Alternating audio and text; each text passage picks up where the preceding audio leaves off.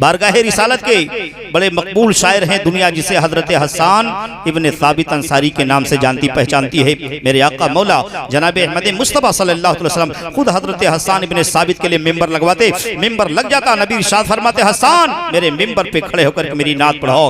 हजरत हसन मिंबर रसूल पे खड़े होते हैं, अर्ज करते हैं, या रसूल अल्लाह वाहसनु मिनका लम तरक्कत ऐनी व अजमलु मिनका लम तलिदिन निसाउ खुलिकता मुबर्रअन मिन कुल्लि ऐबिन कअन्नका कद खुलिकता कमा तशाउ। या रसूल अल्लाह, आप जैसा हसीनो जमील और आप जैसा खूबसूरत आज तक मेरी नजरों ने किसी को देखा नहीं है। हकीकत तो यह है, सच्चाई तो यह है, या रसूल अल्लाह, आज तक किसी माँ ने आप जैसा बेटा पैदा ही नहीं किया।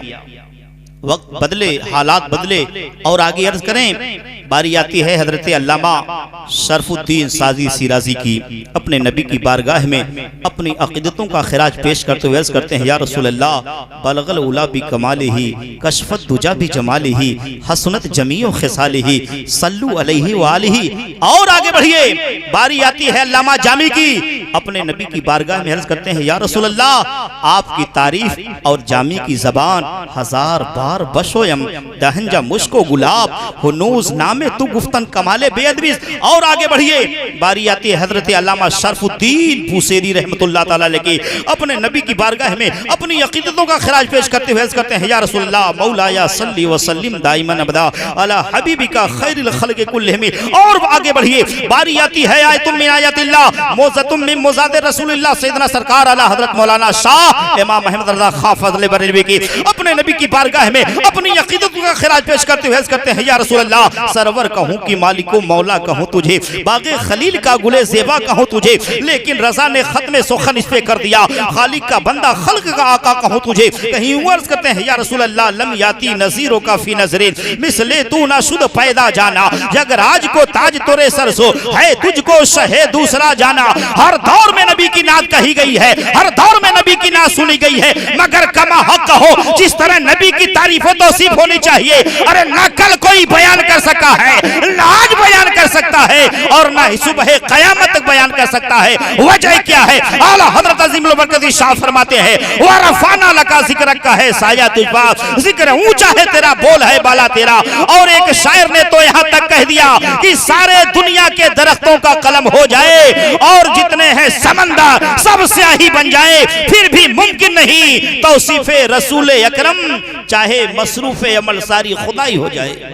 अल्लाह तौफीक दे तो नाते नबी पढ़ें, अल्लाह तौफीक दे तो नाते नबी सुने, अल्लाह मजीद तौफीक दे तो नाते नबी लिखें। मेरे मिल्लत के नौजवानों, लेकिन वक्त का कितना बड़ा अलमिया है। आज हमारा नौजवान चलता है, उसकी जबान पे फिल्मी तराने होते हैं। आज हमारा नौजवान चलता है, उसकी जबान पे फिल्मी गीत होती है। काश कि यही नौजवान चलता, नबी की नात पढ़ता हुआ चलता। मैं पूरी जिम्मेदारी के साथ अर्ज करने की कोशिश कर रहा हूं, जब नाते नबी हमारे नौजवानों का महबूब तरीन मशगला बन जाएगा, कसम खुदा की, फिर हम बरकतों के मुहताज नहीं रहेंगे, बल्कि बरकतें खुद हमारे घरों की मुहताज हो जाएंगी। हम मुसलमान हैं, हमारा तरीका होना चाहिए, मैं सो जाऊं या मुस्तफा कहते कहते और खुले आंख सल्ले अला कहते कहते। नाते नबी की बरकतें देखो, वक्त के बड़े अजीम आलिम दीन, बड़े अजीम बुजुर्ग दुनिया जिसे हजरत अल्लामा शरफुद्दीन बूसेरी के नाम से जानती है, आपने अपनी अरबी जबान में कसीदा लिखा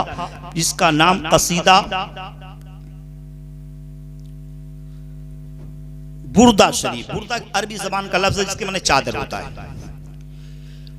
उसकी मकबूलियत के लिए इतना बता देना काफी है कि आज 80 से ज्यादा जबानों में उसका ट्रांसलेशन हो चुका। हजरत अल्लामा शरफुद्दीन बूसेरी फरमाते, मेरी जिंदगी में एक वाकया पेश आया, उस पर फालिज का टेक हो गया।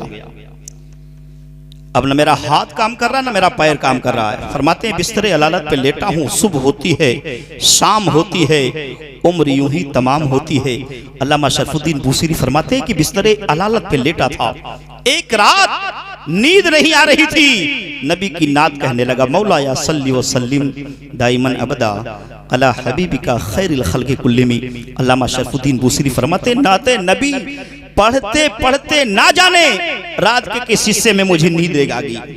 मैं ख्वाब क्या देखता हूँ, आका करीम रहमत आलम सल्लल्लाहु अलैहि वसल्लम मेरे हुजरे में तशरीफ ले आए। आका इरशाद फरमाते हैं कि जिसने ख्वाब में मुझे देखा समझो यकीनन उसने मुझको ही देखा है। इसलिए शयातीन के अंदर हिम्मत नहीं है कि मेरी शक्ल सूरत इख्तियार कर सके। अल्लामा शरफुद्दीन बूसीरी फरमाते ख्वाब क्या देखता हूँ। आका करीम रहमत आलम नूर मुजस्सम सल्लल्लाहु अलैहि वसल्लम मेरे हुजरे में तशरीफ लाए।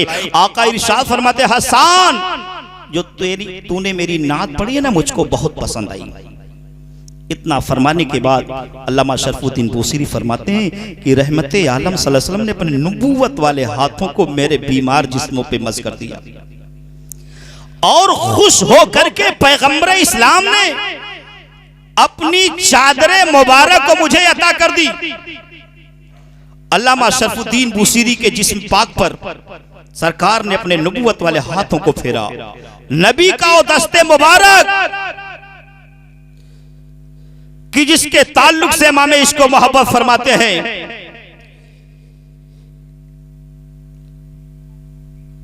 सरकार का वो दस्ते मुबारक अल्लामा शरफुद्दीन बूसीरी के जिस्म पाक पर पड़ा। अल्लामा शरफुद्दीन बूसीरी फरमाते हैं कि जब मेरी नींद टूटी तो मैं महसूस कर रहा हूं मेरा हाथ भी काम कर रहा है, मेरा पैर भी काम कर रहा है। अल्लामा शरफुद्दीन बूसीरी फरमाते हैं मेरा पूरा कमरा खुशबू से मुअत्तर है। ये मेरे पैगंबर की खुसूसियत थी। नबी जिस रास्ते से गुजर जाते थे रास्ता महकने लगता था। जिस गली से पैगंबर का गुजर हो जाता था वो गलियां महकने लगती थी। तभी तो आला हजरत अजीमुल बरकत इरशाद फरमाते हैं कि उनकी महक ने दिल के गुंचे खिला दिए हैं और जिस राह चल दिए हैं कूचे बसा दिए। और इसकी तर्जमानी दूसरी जगह आला हज़रत फरमाते हैं कि भीनी महके पर महकती दुरूद और प्यारी प्यारी लताफत पे लाखों सलाम। हजरत अल्लामा शरफुद्दीन बूसीरी फरमाते हैं पैगंबर इस्लाम सल्लल्लाहु अलैहि वसल्लम ने अपने नबूवत वाले हाथों को मेरे बीमार जिस्मों पर फेर दिया। अब मेरा हाथ भी काम कर रहा है, मेरा पैर भी काम कर रहा है। अल्लामा शरफुद्दीन बूसीरी फरमाते हैं कि खुश होकर के पैगंबर इस्लाम ने जो अपनी रिदाए रहमत मुझे अता फरमाई थी मैंने देखा कि मेरे मकान के बनी हुई खूंटी से लटक रही है। अल्लाह ने अपने महबूब को इस खाकदाने गीती पे मजबूर महज बना करके नहीं भेजा है बल्कि अल्लाह ने अपने महबूब को साहिब इख्तियार बना करके भेजा है, साहिब तसर्रुफ बना करके भेजा है। नबी अपने मानने वालों को चाहे तो आलम बेदारी में अता कर दे, नबी चाहे तो अपने मानने वालों को आलम ख्वाब में अता फरमाए। तभी तो मेरे पीरो मुर्शिद हुजूर ताजु शरिया इशा फरमाते हैं जहां पानी अता कर दे भरी जन्नत हिबा कर दे। नबी मुख्तार कुल है जिसको जो चाहे अता कर दे। जहां में उनकी चलती है वो दम में क्या से क्या कर दे। अरे जमी को आसमा कर दे सुरैया को सरा कर दे। अल्लाह तौफीक दे तो नाते नबी पढ़ें लिखें और सुने। अल्लाह रब्बुल इज्जत कुरान मजीद के अंदर इरशाद फरमाता इन्नल लज़ीना आमनू व अमिलुस सालिहात सयजअलु लहुमुर रहमानु वुद्दा। बेशक जो ईमान लाए और ईमान लाने के बाद जिन्होंने नेक अमाल किए सयजअलु लहुमुर रहमानु वुद्दा तो अल्लाह लोगों के दिलों में उसकी मोहब्बत पैदा कर देता है। उर्से आला हजरत अजीमुल बरकत बरेली शरीफ में मुनक़िद हो रहा है। सिर्फ हिंदुस्तान ही नहीं बल्कि दुनिया के बेशतर हिस्सों से आला हजरत अजीमुल बरकत के चाहने मानने वाले अपनी अकीदतों का खिराज पेश करने के लिए सरजमीन बरेली शरीफ हाजिर हो रहे हैं। ये उसी मोहब्बत का नतीजा है। रब फरमाता है सयजअलु लहुमुर रहमानु वुद्दा। ऐसे लोगों की मोहब्बत जो ईमान लाते हैं और अमाल अच्छे करते हैं अल्लाह लोगों के दिलों के अंदर उसकी मोहब्बत पैदा फरमा देता है। ये उसी मोहब्बत का नतीजा है कि दुनिया के गोशे गोशे दुनिया से कोने कोने से लोग अपनी अकीदतों का खिराज पेश करते हुए बरेली शरीफ हाजिर हो रहे हैं।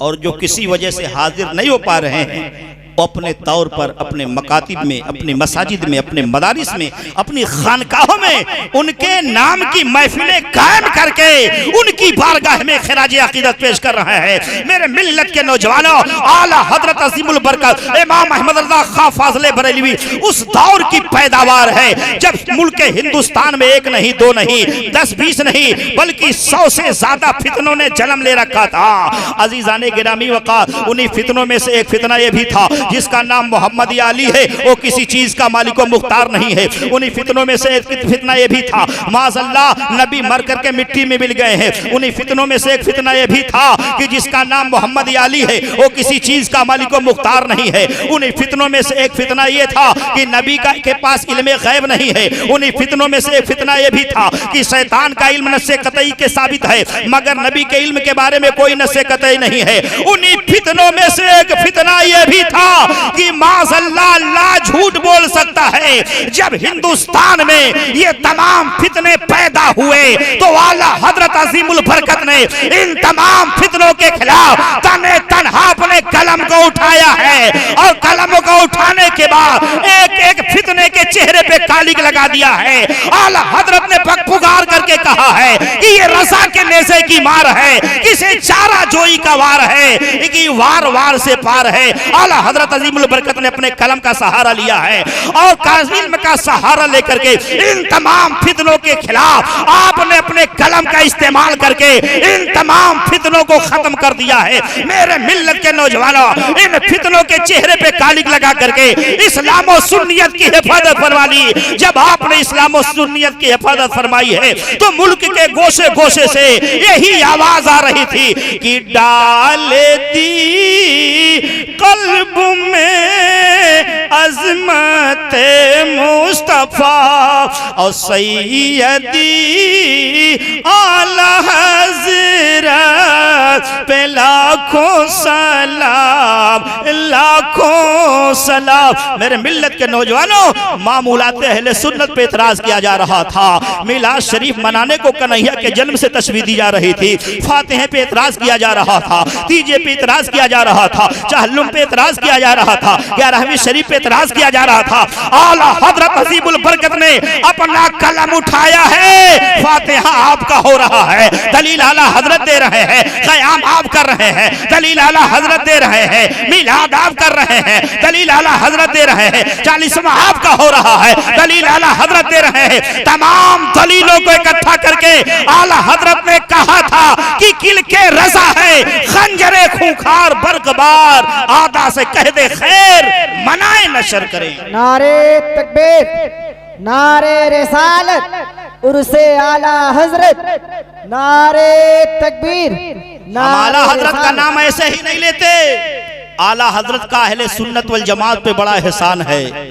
न जाने सुन्नियत पे और कितनी आफतें आती बरेली में अगर अहमद रजा पैदा ना हो नहीं होता। मेरे मिल्लत के नौजवानों, आला हजरत किसी एक फर्द का नाम नहीं है, आला हजरत किसी एक व्यक्ति का नाम नहीं है। मैं अगर कहूं तो गलत नहीं होगा। आला हजरत एक जमात का नाम है, आला हजरत एक तंजीम का नाम है, मैं कहूं तो गलत नहीं होगा।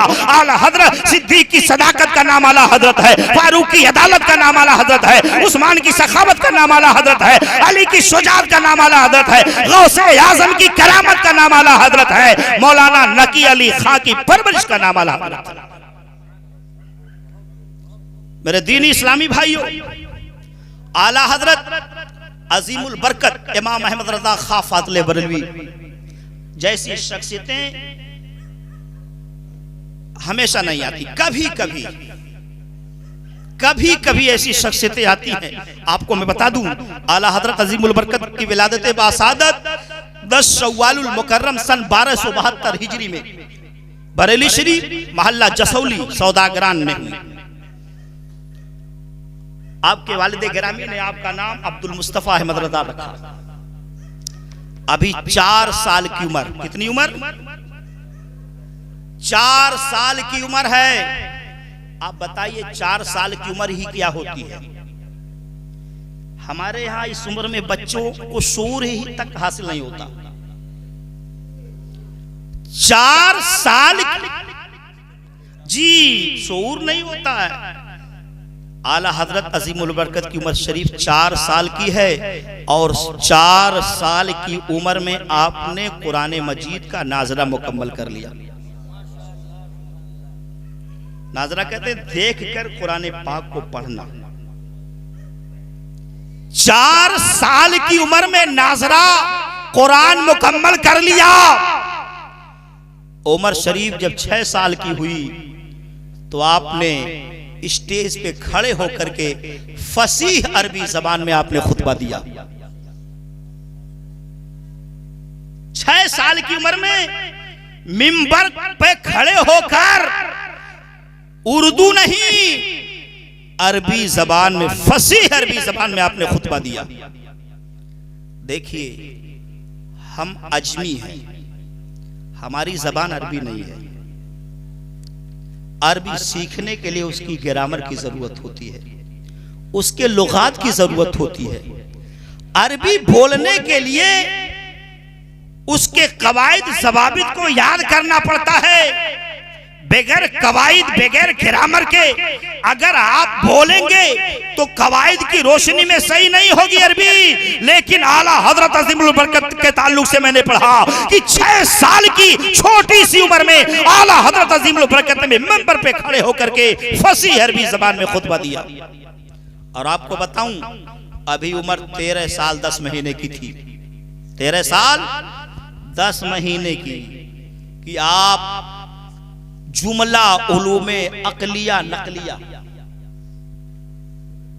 उलूमे अकलिया नकलिया यानी कुरान, हदीस, फिक्र, उसूल फिक्र, इल्मे कलाम, इल्मे बयान, इसके साथ मंतिक, फलसफा, इल्मे हयत, इल्मे रियाजी, इल्मे तबैयात, इल्मे नबातात, इल्मे अर्दियात, तमाम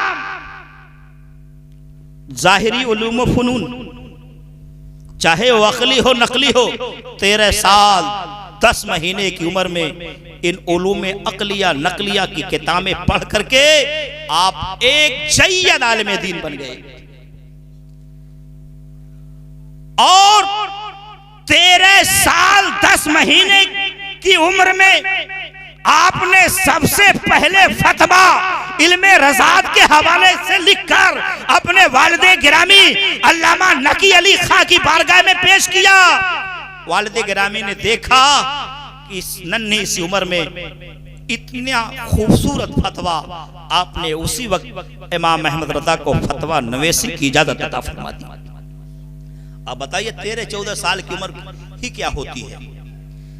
हमारे यहाँ 13-14 साल तक बच्चे प्राइमरी पढ़ते हैं, दर्जा 5-6 पास करते हैं।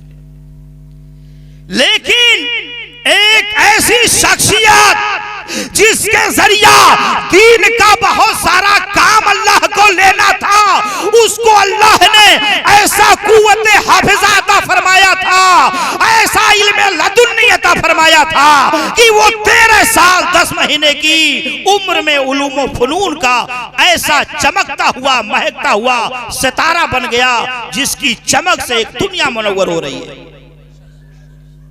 मेरे दीनी इस्लामी भाइयों, आला हजरत अजीमुल बरकत ने कमोबेश आपको अल्लाह ने 100 जबानों से भी ज्यादा पर महारत ताम्माता फरमाई थी।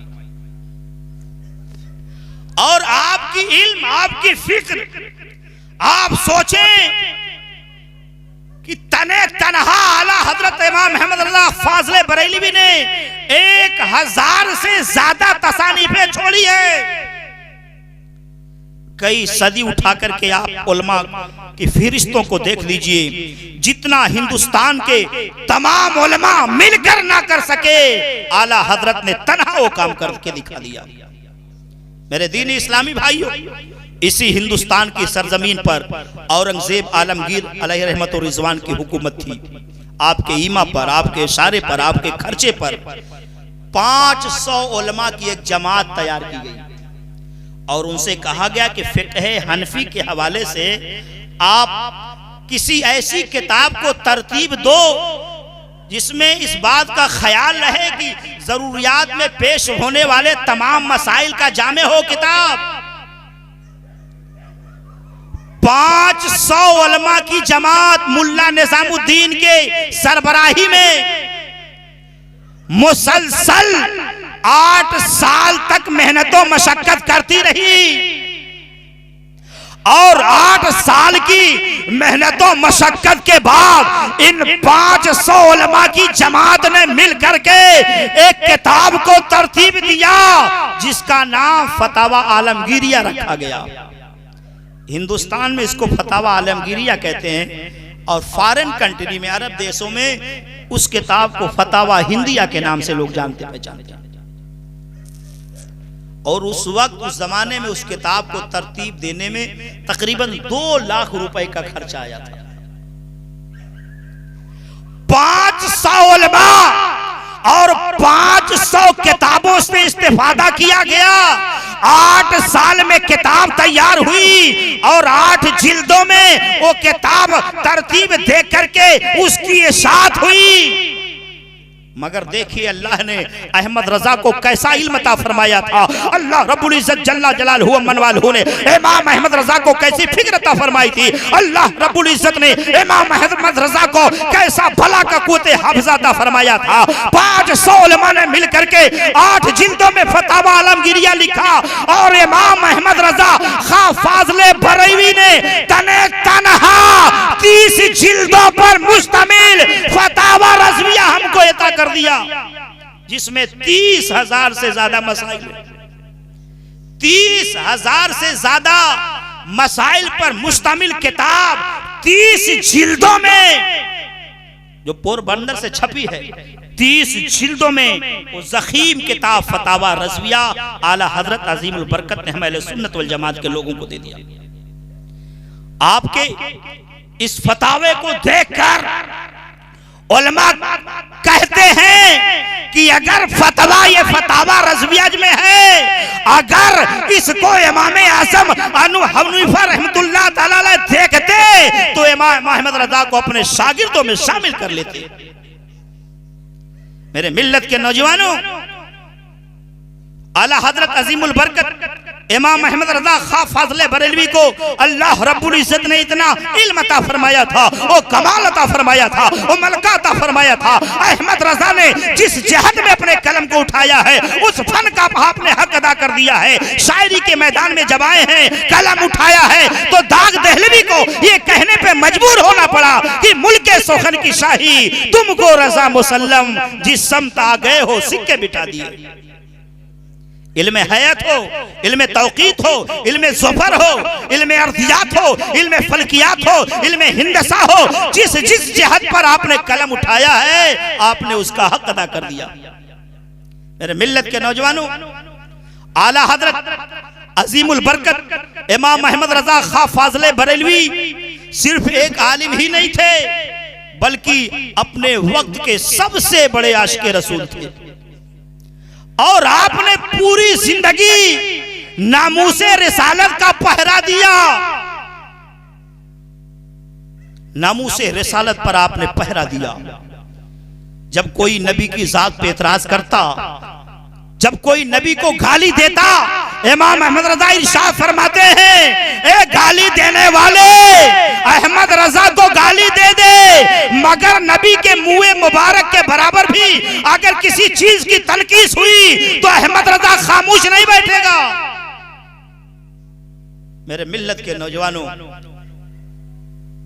इश्क़े रसूल आला हजरत की जिंदगी का हासिल था। इश्क़े रसूल आला हजरत की पूरी कमाई थी।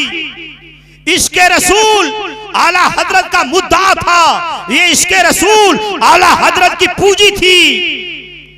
नामूसे रिसालत के लिए अहमद रजा हमेशा हमेशा पहरा देता रहा। मेरे दीनी इस्लामी भाइयों, आला हजरत अज़ीमुल बरकत बरेली शरीफ की सरजमीन पे है। इसी हिंदुस्तान की सरजमीन पर एक बहुत बड़ी इल्म फन की यूनिवर्सिटी है, जिसे हम और आप मुस्लिम यूनिवर्सिटी के नाम से जानते पहचानते हैं। मुस्लिम यूनिवर्सिटी, जिसको सर सैयद अहमद खान ने तामीर कराया था। उसी यूनिवर्सिटी के अंदर, मुस्लिम यूनिवर्सिटी के अंदर एक वाइस चांसलर थे, वो जर्मन से पढ़ करके आए थे, इल्मे रियाजियात में बड़े माहिर थे। पूरे हिंदुस्तान की सरजमीन पर इल्मे रियाजियात के हवाले से अपना कोई हमसर और बदल नहीं रखते थे। एक दिन इल्मे रियाजी का कोई मसला फंस गया, बेचारे वाइस चांसलर साहब बहुत परेशान हुए, मगर मसले का हल ना निकल सका, बड़े गमगीन थे। और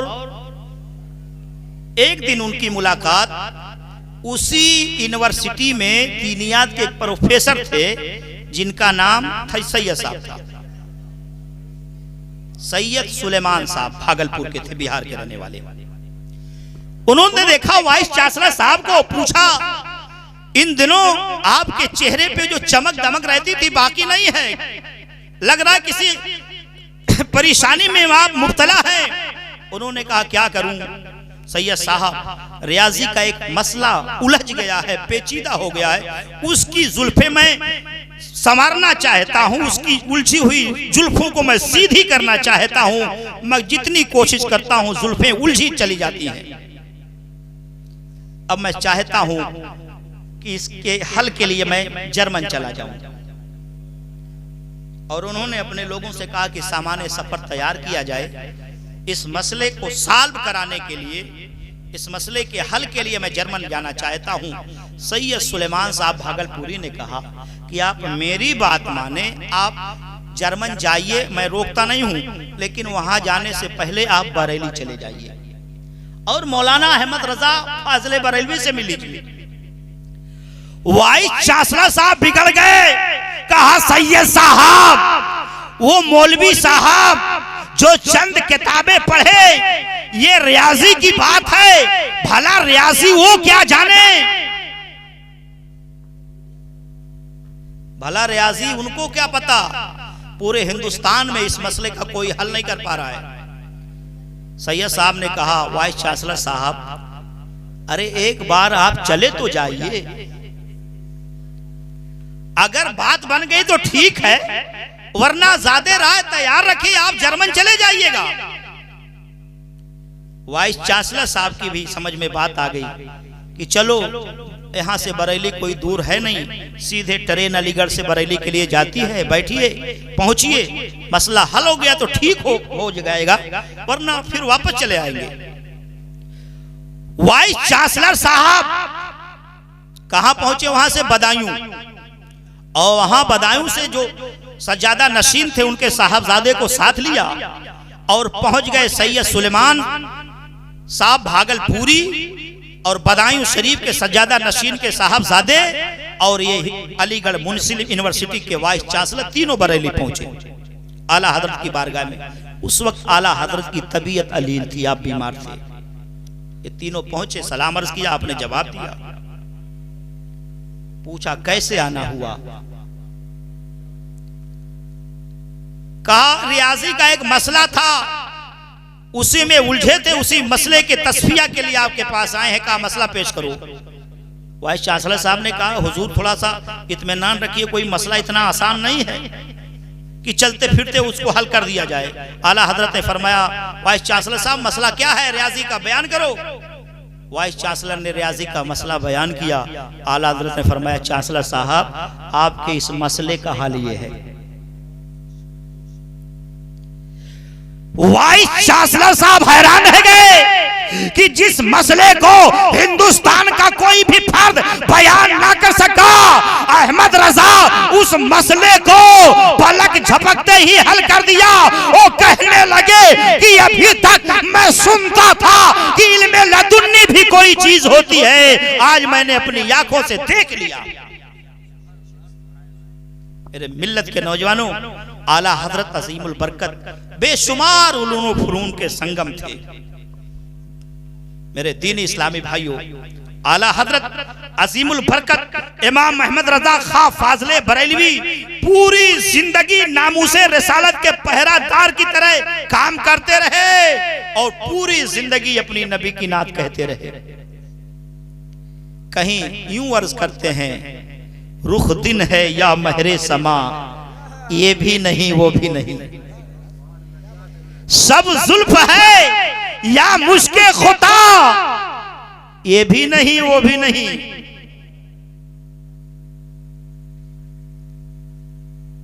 बुलबुल ने गुल उनको कहा, कुमरी ने सर्वे जाफिजा, हैरत ने झुंझलाकर कहा ये भी नहीं वो भी नहीं। मुमकिन में ये कुदरत कहां? देखिए मंतिक, इस शेर में मंतिक है। मुमकिन में ये कुदरत कहां और वाजिब में अब्दियत कहां? हैरान हूं, ये भी है खता, ये भी नहीं वो भी नहीं। आला हजरत ने पूरी जिंदगी अपने नबी की नात कही, पूरी जिंदगी नबी की नात कही। आप शायरी बराए शायरी नहीं, बल्कि शायरी आपकी बराए बंदगी होती थी। आज तो शायरी को लोगों ने जरिए माश बना लिया,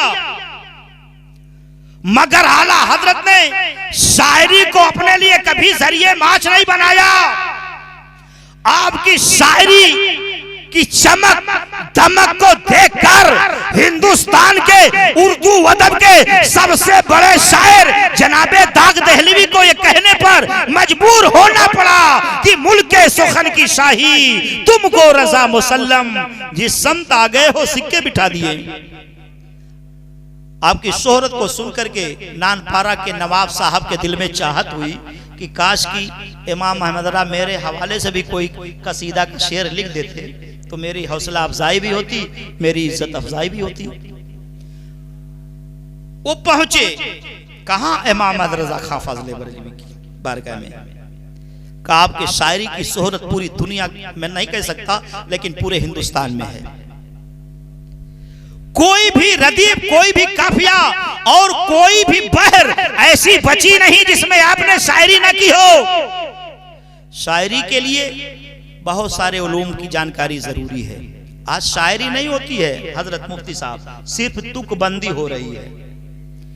उसको पता नहीं है कि बहर किसे कहते हैं, तख्ती किसे कहते हैं, काफिया किसे कहते हैं, रदीफ किसे कहते हैं। शायरी के लिए नंबर 1 लुगत का जानना जरूरी है, इल्मे उरूस का जानना जरूरी है, इल्मे मानी का जानना जरूरी है, इल्मे बलागत का जानना जरूरी है, इस्तियारा किसे कहते हैं भी मालूम होना चाहिए। और तमाम चीजों की जानकारी के बाद तब जाकर के आदमी शायरी कर सकता है। और वो भी नातिया शायरी कहना कोई आसान काम नहीं है। इसको मिजाज वाली गजल की शायरी कह लेना बड़ा आसान काम है, मगर नाते नबी कहना इतना आसान नहीं है। अगर नबी की शान कहता हुआ अल्फाज उसकी शान के मुताबिक ना नाजिल हो फिर भी बेअदबी हो जाएगी। अगर शान से बढ़ जाए ज़ाते उलूहियत में प्रवेश कर जाएगी, ईमान चला जाएगा। शायरी नातिया पाक की शायरी करना कोई इतना आसान काम नहीं है। मेरे दीन इस्लामी भाइयों, नवाब साहब पहुंचे, कहा आप कुछ मेरी शान में भी कह दीजिए। आला हजरत अजीमुल बरकत इरशाद फरमाते हैं कि करूं मद अहले दुअल रजा। अहले दुअल दौलत वालों की तारीफ, अहले दुअल करूं मद अहले दुअल रजा, पड़े इस बला में मेरी बला।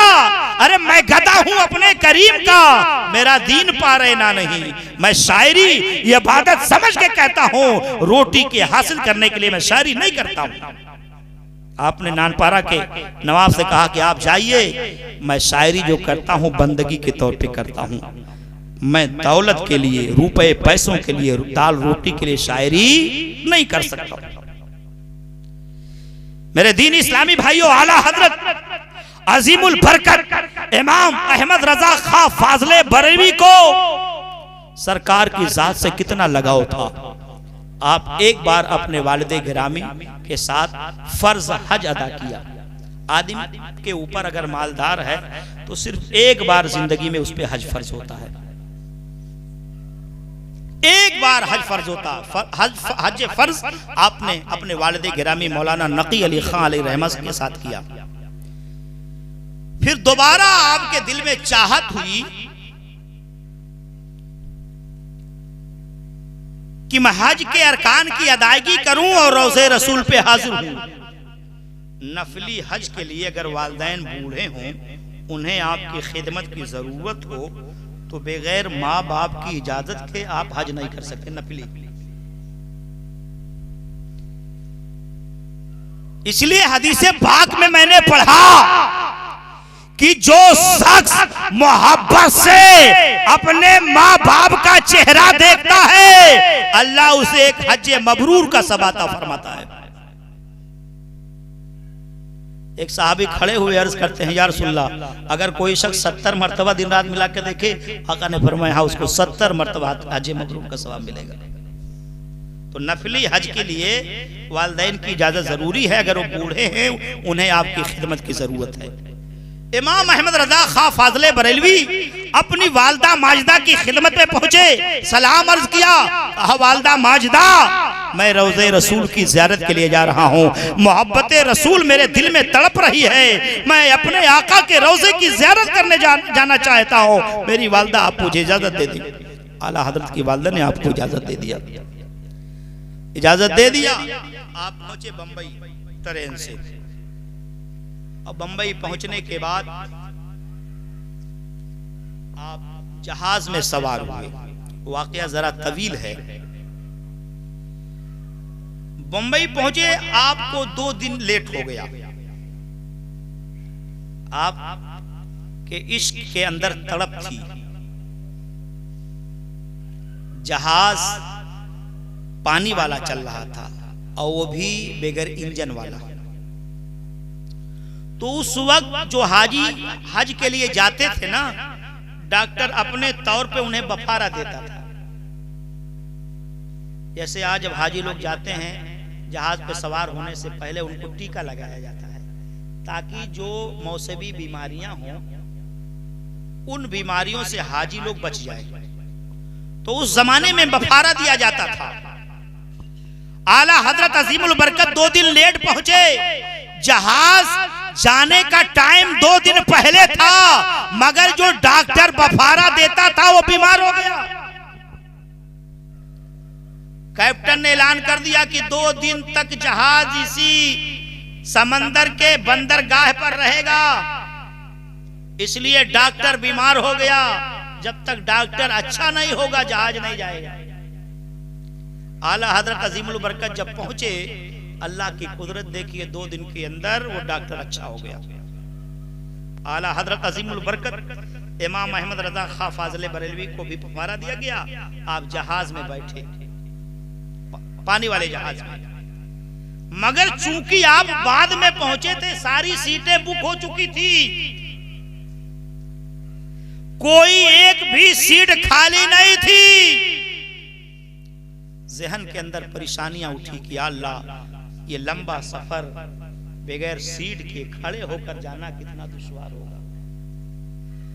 मदीने के आका की तरफ लो लगाया, या रसूलल्लाह कोई सबब पैदा कर दे। अभी जहाज चली नहीं थी। एक हाजी साहब आए, कैप्टन से बोले कि मुझको कुछ जरूरी काम घर पे आ गए हैं, मेरा टिकट कैंसिल करा दीजिए, और अगर कोई मेरा टिकट लेने वाला हो तो उसको दिलवा दीजिए।